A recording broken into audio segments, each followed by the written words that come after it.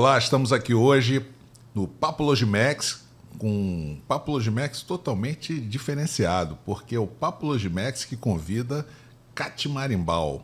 Cate Marimbal, com o nosso amigo Alexandre Herculano, e hoje a gente tem um convidado muito especial, que é o William. O William é General William, foi nosso colega de colégio militar, atingiu o cargo de general, o nível de general no Exército, e é um profundo conhecedor da questão segurança pública. Então, hoje a gente vai querer ouvir a ótica da segurança pública pelo General William, nosso amigo William. Vou passar a palavra aqui para o dono do podcast, Cate Marimbal, especialíssimo, que nos prestigia aqui no estúdio Logimex. E hoje a gente tem um trabalho juntos, né? Depois de muito tempo. Hoje é dia de dobradinha, né?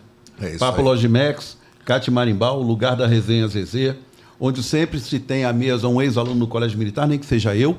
Mas hoje estamos aqui com a equipe toda montada, né? Hoje somos 3, mano. Então vai ser realmente um bate-papo bastante bacana, sobretudo porque temos aqui o brilho de estrelas, mano. É isso aí. E é um papo super importante, tá? Que é a segurança pública, mas com a descontração do nosso Cate Marimbal.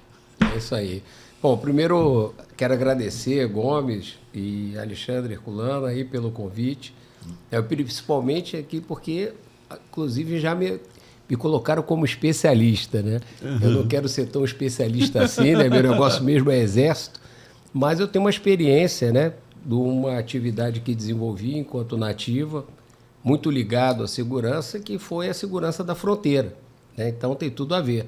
Eu não quero passar à frente aí do Rodrigo Pimentel de jeito nenhum, né? Meu irmão, o cidadão, para chegar ao nível de generalato, ele tem que ser especialista em alguma coisa, meu amigo. Me desculpa, me perdoe discordar. Mas ele é especialista em problemas. Exatamente. Mas em resolvê-los. Eu esqueci de comentar que, além de tudo, ele é piloto. Sim. Né? E ele é um dos precursores da aviação do Exército. Então a gente também vai querer ouvir um pouquinho sobre isso, tá, William? Tá joia, perfeito. Tá. Tranquilo. Então vamos embora. E quando ele me chamar de Gomes é porque era o nome de guerra do Colégio Militar. Sem dúvida. É uma chancela para a vida. Pode chamar de Gomes, não tem problema não, ele. Então tá bom. Todo tá mundo resolvido. sabe que sou eu, Gomes sou eu. Tá joia. Ô, Tile, não tem tá vendo? problema. Entreguei. É o meu apelido do Colégio Militar. Entreguei. Ô, William, enfim, somos amigos aqui há tempo suficiente para costurar com linha de ouro uma fraternidade, né, que, enfim, nos une aí de uma forma extremamente nobre. Eu queria, naquilo que eu sempre faço aqui no Cate Marimbal, e pedindo licença aqui ao Papo Logimex, você fazer uma transição, né, uma retrospectiva entre aquele jovem destemido que vibrava marchar, né, e a passagem ao Exército, à academia, o ingresso na aviação e o alcance daquilo que para nós já era o Olimpo da carreira, que é o generalato. Tá. Por favor. Quando nós somos alunos do Colégio Militar, né, na verdade, nós, desde cedo, a gente começa a vestir o uniforme. Né? Uhum. E essa vestimenta, ela se torna a nossa segunda pele. Então, eu posso dizer que vocês dois que estão aqui, vocês continuam sendo do Exército, como ex-alunos do Colégio Militar, porque naquele período a gente traz os valores, né? Os nossos valores, a nossa ética, né? Que traz desde a escola, a gente leva isso para a vida toda. Então, a transição de sair do Colégio Militar, passar pela Academia Militar, na verdade, foi uma continuidade para mim. Uhum. Né? E, obviamente, se a gente observa até minha turma de AMAN, que se formou na AMAN, né, nós temos mais de 60% dos generais que foram promovidos, são todos ex-alunos do Colégio Militar. Bacana. Então, isso, na verdade, foi uma continuidade, né? Porque o Colégio Militar ele desenvolve liderança. Né? Não liderança de que você vai mandar nos outros, mas a liderança que são aquelas pessoas, né, que sabem motivar, que vão estar junto dos outros, sabem trabalhar em equipe. Isso a gente vê no Colégio Militar, né? Desde a brincadeira da sala de aula né? Depois fazendo prova junto, a Ordem Unida, quando a gente tinha que ficar depois da aula lá fazendo a Ordem Unida, mas o trabalho em equipe sempre foi isso. Então, na verdade, a carreira depois ela foi uma continuidade. Colégio Militar é uma escola de líderes, pode ter certeza. Eu ouvi essa primeira palavra de líder quando um subtenente chamou minha mãe na escola e disse assim: minha senhora, o seu filho é um líder negativo. Tem tanto para um lado quanto para o outro. Não tem problema. De toda forma é uma figura de destaque. Com certeza. Né? Nesse dia eu levei uma surra da minha mãe, que eu nunca me esqueci. Mas eu vivi isso também, já contei isso aqui em outros episódios do Catimarimbau, por conta de uma turba que ocorreu na hora do recreio, e ficamos depois da hora e etc, fazendo Ordem Unida, sobe a Alameda, desce a Alameda, circula o colégio, enfim. Foi um castigo exaustivo. Bem animado, né? Muito, muito, muito. Naquela época, nós saímos aquilo que era o ginasial, né, que era ginasial e colegial. O colegial era o 2º grau, salvo erro. Né? E as mães preocupadas, poxa, meu filho não sai. Saímos 9 horas da noite nesse dia, portanto ficamos ali quase 3 horas fazendo Ordem Unida, porque realmente a perturbação foi grande. E o capitão Soto, 3ª companhia, né, já nos apontou o dedo antes da Ordem Unida, né, para justificar o castigo. É inadmissível o que vocês fizeram, porque vocês estão aqui para serem líderes. Me lembro perfeitamente disso. E é aquilo que, a despeito do negativo, né, se o ex-aluno saísse para realmente com essa senda da negatividade, ele seria o líder do negativo. Ele será líder sempre, porque preparo para isso ele recebeu. Agora, William, termina a AMAN, e eu me lembro perfeitamente de você ir para o Bavex. Fui te visitar lá algumas vezes. Isso, né? Exatamente. Comprar um frango assado. Como é que... E eu posso te dizer que a paixão pela aviação, ela vem também do teu pai. Isso, meu pai Teu pai fez o curso de PP. Isso, né? meu pai é médico veterinário, oficial do Exército, e fez o curso de piloto e privado. Ex-aluno do Colégio Militar. Também, exatamente. Que bacana. São 2 gerações, né? Tem mais geração atrás dele? Tem. Meu sobrinho, né? Eu tenho um sobrinho, filho da minha irmã, sobrinha também, e a minha filha mais velha também. Também ex-aluna. É bacana, é uma casa que dá prazer, né? Teu pai era militar, Rolando? Sim. Meu pai era 2º sargento meteorologista da Força Aérea. Mas eu nunca vi meu pai fardado, que para mim foi uma grande frustração. Né? A pessoa que eu mais assistia fardado em casa era o Capitão Asa. Então, mas e eu queria, eu falei, pai, eu quero ser igual ao senhor. Ele falou assim, não, você tem que ser mais do que eu. Né? Você tem que ir além, né? Você tem que ir além do que seu pai foi. É isso aí. E, na verdade, eles conseguiram o que desejavam, né? Porque mesmo que a gente não tenha sido militar, a gente chegou no nível, graças a Deus, todo mundo chegou no bom nível e tal. Então, graças ao Colégio Militar. Né? Essa amizade, sem dúvida, essa formação. Né? É importante que as pessoas também conheçam, né? Entender que aquilo ali foi a formação de homens retos. Né? Exatamente. Obviamente, em toda situação tem exceções, né? Mas ali a maioria dos que saíram eram turmas de 400. Né? Então, eu que fiz 3 anos, eu fiz pós-graduação no Colégio Militar, eu terminei com 9. Então, eu conheci 9 vezes 4, 3.600 ex-alunos. Então, com certeza é muita gente. É um efetivo bom.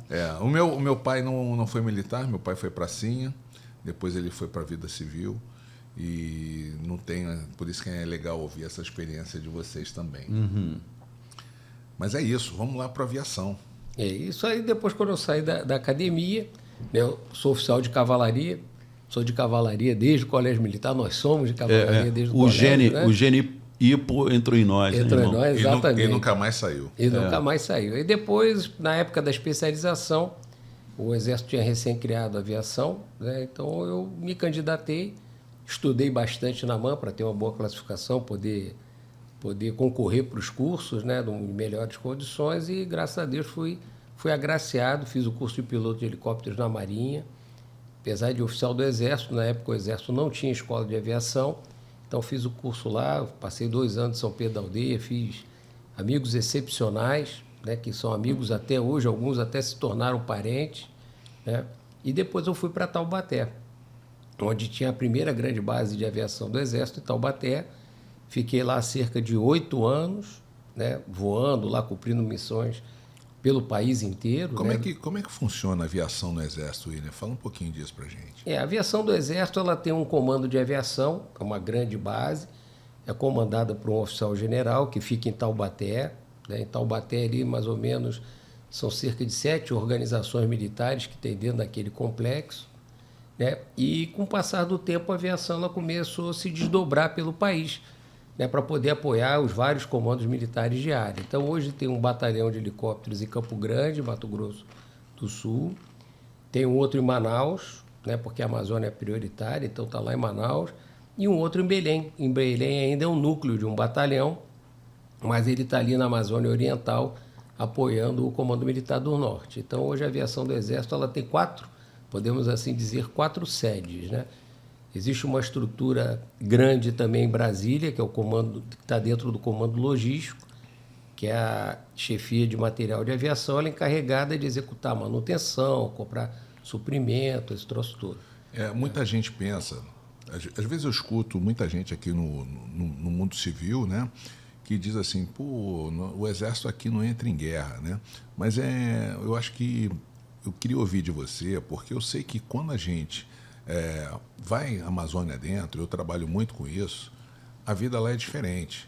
Sim. Né? As fronteiras são diferentes. Você trabalhou na fronteira e acho que a gente quer ouvir muito sobre isso.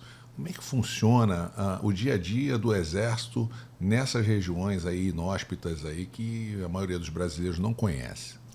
Basicamente, o Exército ele é a presença do Estado nessas áreas, né? Nas regiões inóspitas. O Exército é a presença do Estado brasileiro ali, né? Em termos de organizações públicas, instituições públicas, o Exército é que tem capilaridade por todo o território nacional. Então, a gente vai lá na fronteira, lá em Surucucu, está o Exército lá.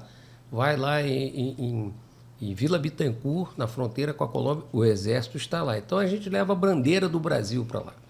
E quando eu falo levar a bandeira do Brasil, um lema do Exército é o braço forte e mão amiga.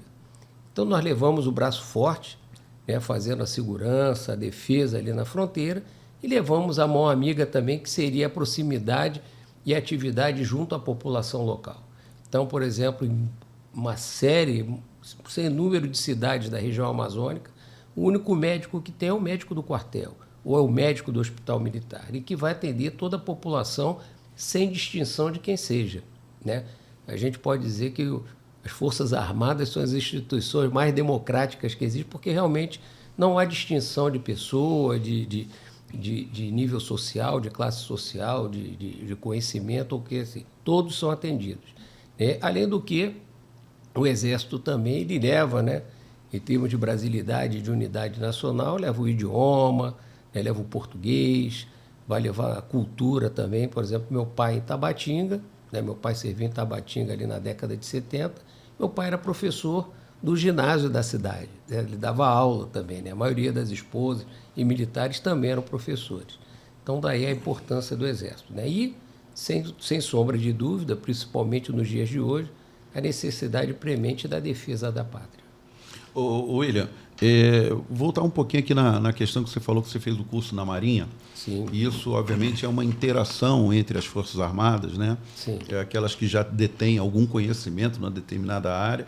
A aviação era uma coisa inaugural para o Exército, mas eu me lembro perfeitamente de ir visitar você no Bavex e você me apresentar o Cassino dos Oficiais. Isso. E que era inspirado naquilo que vocês, digamos assim, estavam inspirados nos cassinos da Força Aérea. Isso, aí você até falou, olha, eles têm um conceito muito legal que a gente trouxe para cá, e eu queria saber o seguinte, até que ponto que hoje o Exército tem a sua própria personalidade em aviação, que já não é mais... digamos assim, uma cópia do que era a Marinha, nem aquilo que era da Força Aérea. Né? Tipo, olha, a nossa forma de interpretar a aviação Agora é assim, nós temos uma personalidade própria. Isso já é possível identificar no Exército? Sim, com certeza. Né? A aviação do Exército comemorou esse ano 40 anos. Né? Então, uma jovem senhora, né? É isso aí. E eu tô velho pra caramba. e com o passar do tempo, né, no início da criação, toda vez que nós tivemos uma parte dos aviadores que foram formados na Marinha, uma parte dos aviadores foram formados no Exército, né? E, logicamente, toda vez que você bota duas coisas diferentes no mesmo local, vai passar um período de turbulência, né? E de reações químicas até que se forme um novo composto. Né? Então, a aviação, realmente, nos primórdios, ela teve essa questão do atrito natural, porque foram duas culturas que foram trazidas para o mesmo local. Obviamente, a cultura do Exército, né, como instituição, ali, a cultura organizacional do Exército, ela sempre se sobrepondo às outras duas, mas houve atrito. E depois de 40 anos, e principalmente com a criação do Centro de Instrução de Aviação, né, nós criamos a nossa cultura própria, que, curiosamente, ela tem todo o jeito e a personalidade do Exército, mas ela tem traços de personalidade do pai e da mãe. Do pai e da mãe, como todo filho. Né? Isso aí. O filho tem sua personalidade própria, mas alguma coisa ele puxa o pai, alguma coisa ele puxa a mãe. E tenho certeza que esse produto, a Marinha, a Força Aérea, pode sem dúvida se orgulhar, né? Ele foi um produto muito bom. Né? E quando você fala em Amazonas, boa parte, quase a totalidade é a população ribeirinha. Né? Então, a participação também da Marinha nesse contato, nesse apoio a essa população é muito grande. Né? Não, a Marinha, a Força Aérea, lá junto com o Exército, tem um apoio, uma presença fundamental na Amazônia. Né? A Marinha tem os navios hospitais, né, os NASH, que eles chamam. A Força Aérea com as aeronaves também, o esquadrão principalmente lá a aeronave Amazonas, né, o CASA, eles estão sempre pousando, transportando, fazendo evacuação aeromédica, levando médico, a CISO. Então, a presença das três forças lá no ambiente amazônico, eu nunca servi na Amazônia, cumpri missão lá, mas quando meu pai serviu lá, eu pude ver desde aquela década de 70 e hoje muito mais, é fundamental. Eu queria entrar um pouquinho, Herculano, na questão da segurança, tá, William? Isso, é importante. Que é uma a gente área, acaba desviando do tema. Que é uma área que você conhece. Eu tive o prazer de conhecer a 5ª Brigada. 4ª Brigada. 4ª Brigada, desculpe. Em Dourados, quando você comandou lá. Isso. E a gente sabe, hoje nós vivemos na cidade do Rio de Janeiro e a gente vê que o nosso problema hoje é droga e arma, né? E a gente sabe que com a fronteira imensa que a gente tem no Brasil hoje, é muito difícil fazer esse controle, né? Porque quando você desguarnece ali, eles entram por ali. Quando você desguarnece do outro lado, eles entram pelo outro lado. Então, eu queria falar sobre essa questão de segurança hoje que nos aflige aqui e perguntar a você se você concorda que um pouco do problema da segurança está na fronteira e trazer para a gente um pouquinho da tua experiência de quando você esteve lá em Dourados fazendo comandando toda aquela brigada, como é que isso aí influencia na segurança nacional? Tá. E, consequentemente, a nossa aqui no Rio de Janeiro. Tá. Então, vou falar sobre... você falou de segurança, né? Eu acho que segurança em si, o termo propriamente dito, quem pode falar com muita propriedade, não tem dúvida nenhuma, são as forças de segurança. Então, no caso, é a Polícia Federal, o Ministério Público, pode falar muito bem sobre segurança, né? Mas o conceito mais amplo de segurança, ele se confunde ou ele tem uma interseção muito grande com a defesa, né? Porque se você está muito mal de segurança, você começa a influenciar na tua defesa, até nas questões de sobrevivência do próprio Estado e da própria sociedade. Então, as duas coisas se relacionam muito.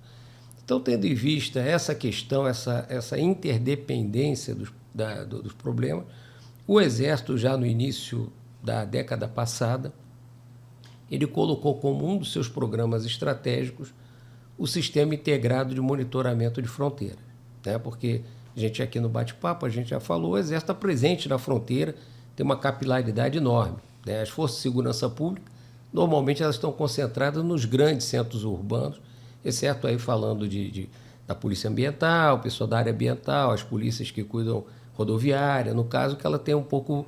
A capilaridade é um pouco maior, mas o Exército está lá na fronteira.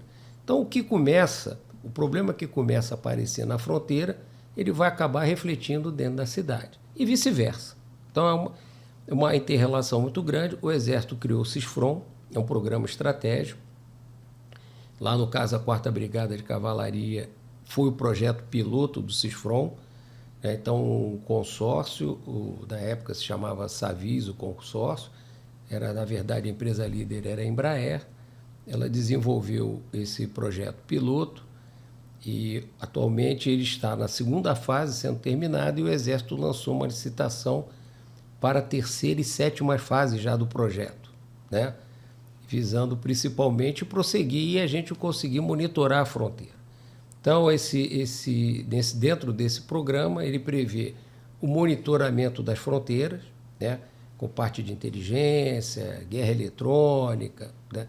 Aquisição de material, e na faixa de fronteira, que ela pega 150 quilômetros dentro da profundidade do nosso território, o Exército tem poder de polícia, né? E aí são realizadas operações de cooperação com as polícias, né, principalmente, e outros órgãos também, visando principalmente coibir o tráfico internacional, ilícitos fronteiriços, que tem contrabando, tráfico de pessoas e tudo mais. Agora, William, é uma coisa curiosa que eu vi com relação a esse tipo de monitoramento, né? A gente tem, é bom que as pessoas saibam, a gente tem fronteira seca, fronteira molhada. Sim. Né? Eu vi uma nota curiosíssima daquilo que era o rastreamento de armas apreendidas no Rio de Janeiro. Tem arma que participou da Guerra do Kosovo. Né? Aí, é assim, você pega o globo, quando você vai ver lá o Kosovo, como é que essa arma chega aqui, né, no Brasil. O Gomes vai saber melhor disso do que eu, porque comércio exterior é a área dele, ele conhece tudo desse mapeamento, né, onde você... Não estou falando de ilícito, estou falando daquilo que realmente é pertinência do negócio dele. Aonde você pode ter uma maior facilidade para você operar uma logística, de repente, num porto tal, ou não descarrega direto no Brasil, não sei, você me corrige se eu estiver falando besteira. A gente hoje, como despachante aduaneiro, me preocupo muito com os trabalhos que eu vou fazer, porque existe uma coisa chamada contaminação de carga. Sim, claro. Né? Então, a contaminação é alguém que se aproveita de uma carga legítima, né? E insere ali naquela carga ou droga, ou arma, alguma coisa qualquer que seja ilícito. Então, assim, é uma preocupação muito grande hoje na gestão de risco aduaneira, né? E na gestão de risco do profissional aduaneiro. Exatamente. Então, eu tenho que filtrar muito os trabalhos que eu aceito para trabalhar. Eu tenho que ter um senso de desconfiômetro para poder dizer assim, isso está estranho, isso está esquisito. Né? E, perdão, irmão, há quanto tempo você opera com comércio exterior? Eu comecei em 87. Então, daqui a um ano a gente vai para 40. Olha aí, então, é igual a aviação do Exército. Exatamente. Então, esse faro em você já está mais do que refinado. Né? Exato, mas mesmo assim você tem que estar protegido de todas as formas, né? Inclusive juridicamente, tendo contratos. Né? Nós temos colegas aqui que, infelizmente, assinaram documentos de coisas que os levaram para a cadeia. Né? Sem saber que aquilo ali era um embarque contaminado. Né? E fica muito difícil quando você assina alguma coisa que está muito contaminada e que é mídia e que é complicado. O holofote vai para cima. Você sair daquele... Então, nós, despachantes aduaneiros, a nível nacional, nós estamos trabalhando na informação, na documentação, na orientação dos nossos profissionais, para que a gente possa estar protegido na hora que acontece uma situação como essa. Eu Pode vou- acontecer com qualquer um, inclusive comigo.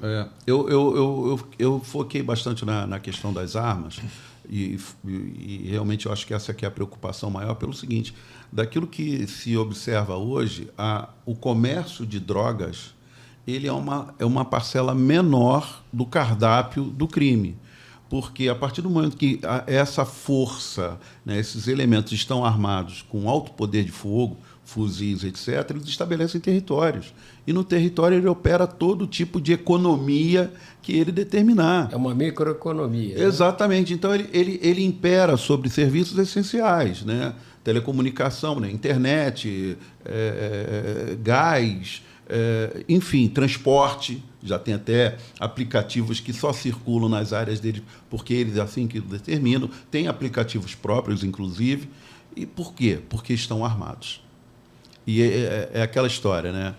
Você tem uma comunidade com 20, 30 mil moradores, como é o caso da Rocinha, por exemplo, né? Que tem um número de residentes maior do que muito município que tem no Brasil.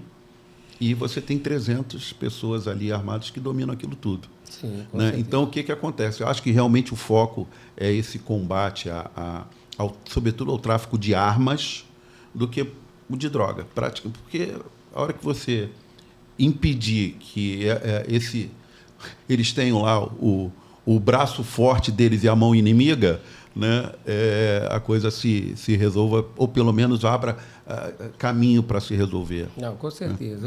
O grande problema que nós temos no Brasil é o tamanho do país, né?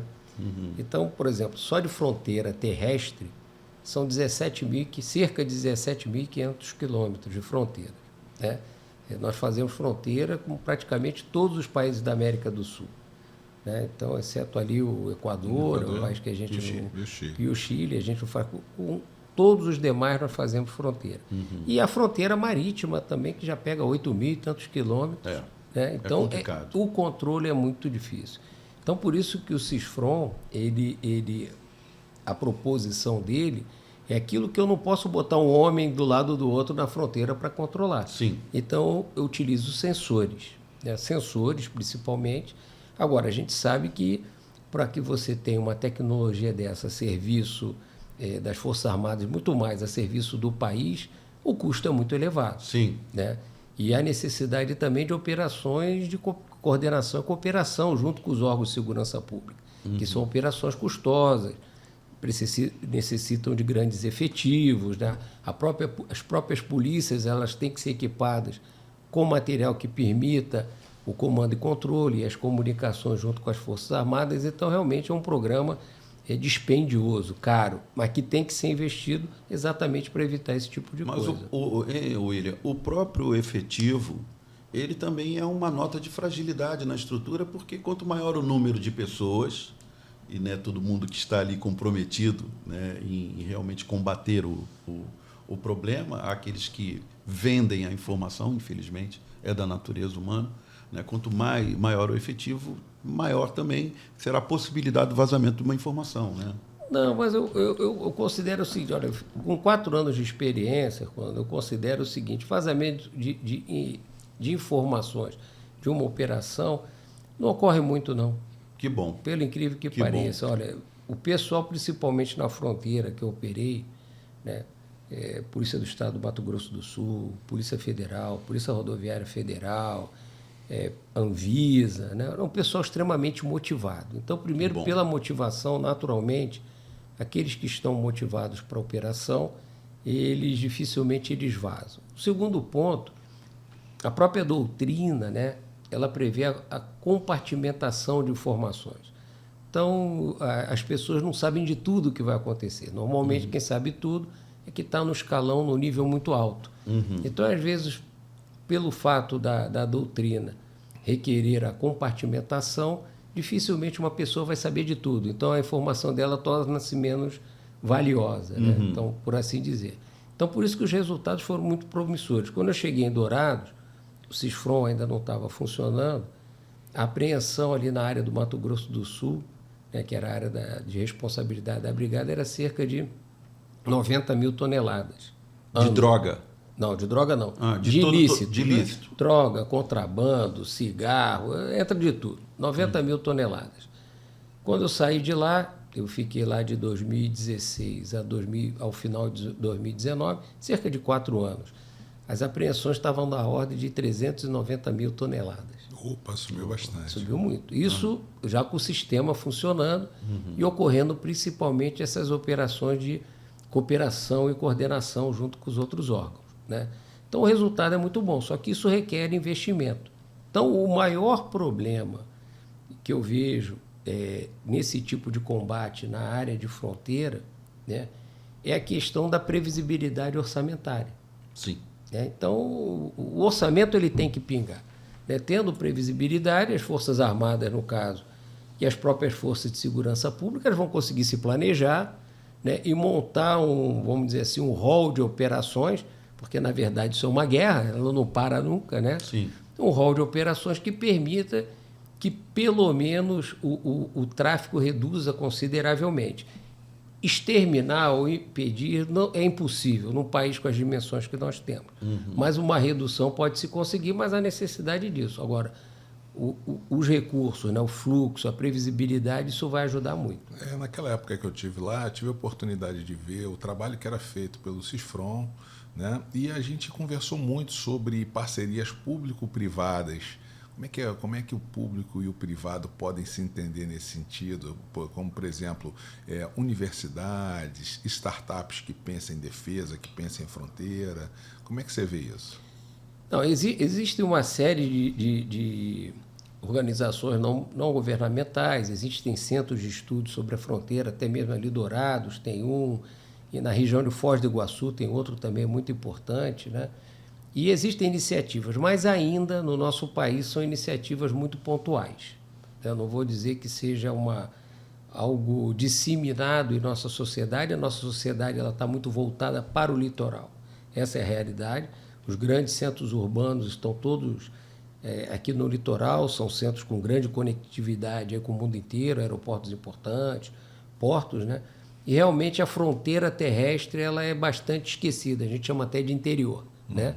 É bastante esquecido. Existem iniciativas? Existem, mas são muito poucas. E existem também algumas iniciativas pontuais, né? Principalmente aquele projeto que nós tentamos fazer lá para Grande Dourados, o CISFRON inicialmente, em termos da tranche estratégica dele, ele tinha também o fomento, né, ao desenvolvimento regional, ele tinha, então, tanto que com o CISFRON, por exemplo, o aeroporto de Dourados, ele foi ampliado. Né? Era um aeroporto pequenininho, regional, a pista, inclusive o Exército fez as obras lá. Era um aeródromo. Era um pequeno aeródromo, né? Mas hoje não, hoje realmente tem uma pista que já pode pousar avião a reação, né? Tipo um Airbus, um A320, A321, um Embraer, pousa lá tranquilamente, ela foi ampliada com essa finalidade. Né? Mas a gente vê, novamente, voltando à questão da previsibilidade orçamentária, há uma alteração, né, muito grande na política de fronteira. Né? Existe a política de fronteira, mas às vezes as prioridades elas vão se alterando ao longo do tempo. Isso causa uma dificuldade muito grande para um combate efetivo. O cobertor é curto. O cobertor é curto, exatamente. Eu tive a oportunidade de perceber, quando você vai numa cidade do interior, normalmente as autoridades lá é o prefeito, o juiz e o padre. Antigamente era o padre. O padre. E lá em Dourados, pô, nosso irmão ele aqui estava nesse nível aqui, mais arrumado que o juiz. A participação e interação do Exército, como você iniciou falando, nesses lugares assim mais recônditos, né, é muito importante, é muito relevante. Então, você imagina quando chega nessa localidade o general. Então, a conversa realmente é na estratosfera política ali, né, com essas autoridades, da qual ele passa a fazer parte, porque o apoio do Exército será, sem sombra de dúvidas, muito necessário até. Claro, a maior autoridade federal, vamos dizer assim, Dourados, é o comandante da 4ª Brigada. Né? E da Amazônia, principalmente, na fronteira oeste, ali na área do Mato Grosso, em Rondônia, é a mesma coisa. A maior A autoridade federal presente é o comandante da brigada, que está ali na fronteira, debruçado ali. Então, na verdade, não foi o William que se tornou autoridade, é o comandante da brigada. Não, sim, é o representante, é o representante desse poder. Sim, né? sim. É a união... É o poder público presente. Dialogando ali com o município. Né? Mas você falou uma coisa assim que isso reflete não só apenas no que você falou nas questões do Exército, a questão da interiorização de tudo, né? Eu faço palestras aqui no litoral inteiro, mas eu sinto que quando eu faço uma palestra de comércio exterior, fomento, comércio exterior, no interior, em Rondônia, a pessoa não deixa nem você sair, Herculano, porque eles estão tão carentes de informação, ávidos, de né? Tão sedentos, né? de desenvolvimento. E a gente tem que fazer isso chegar até lá. Né? A nossa conversa tem que chegar até lá. Nós temos que fazer um elo de conexão com os nossos amigos de lá para que a gente consiga, de alguma forma, interiorizar várias ações, né? De que hoje a gente vive aqui no Sul, no Sudeste, né? Até no Centro-Oeste, mas no Norte, no Nordeste, muitas vezes. Quanto mais interiorizado, menos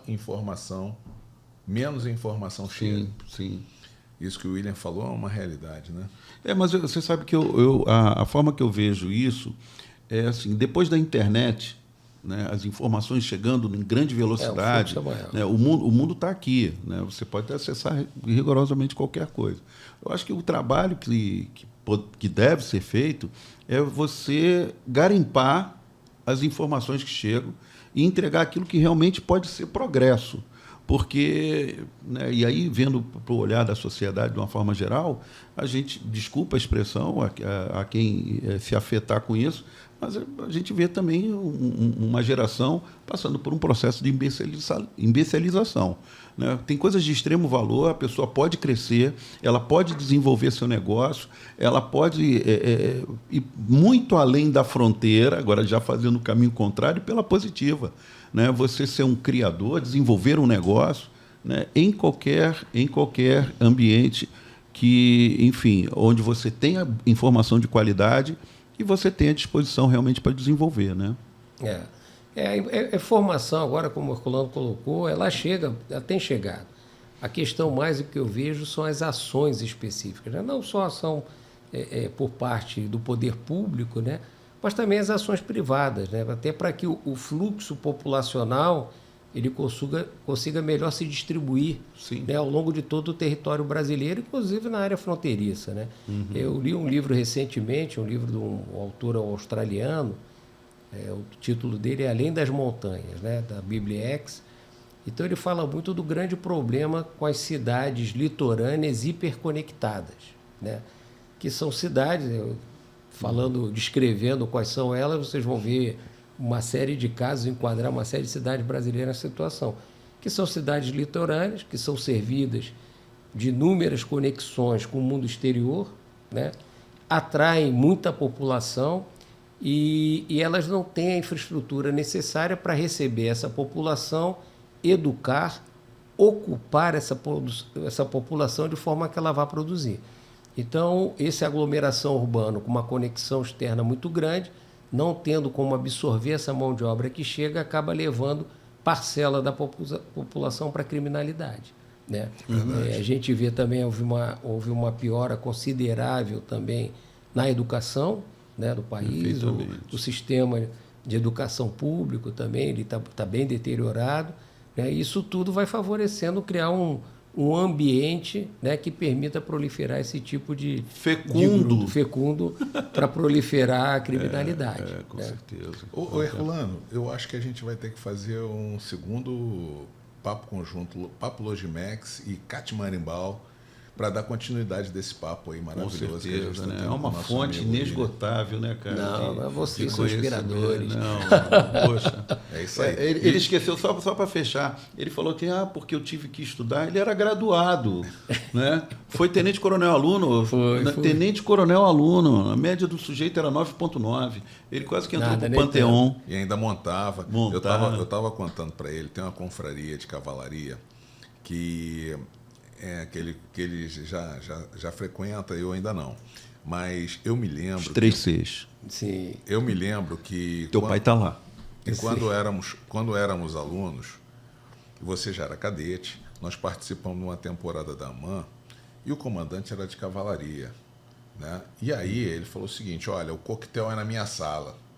Normalmente o aluno nunca entra ali naquela sala, ele só entra para ir embora da academia. Para ser comunicado que você está desligado. E eu me lembro desse fato, que a gente terminou, tivemos que limpar a bota porque eu ia ser na sala do comandante. Você lembra desse? Lembro. General Ramiro. General Ramiro. Ramirão. E tive a oportunidade de ser vizinho dele, ele já estava na reserva. Eu falei, pô, o senhor está de parabéns, general, porque eu nunca vi ninguém fazer um coquetel de cavalaria na sala do comandante. Só a cavalaria mesmo, né? Só a cavalaria, não tem outra. Meu irmão, eu te agradeço assim imensamente. Eu sei que o teu tempo está curto hoje, mas a gente quer que você volte. Tanto para o Papo Logimex quanto para o CAT Marimbal.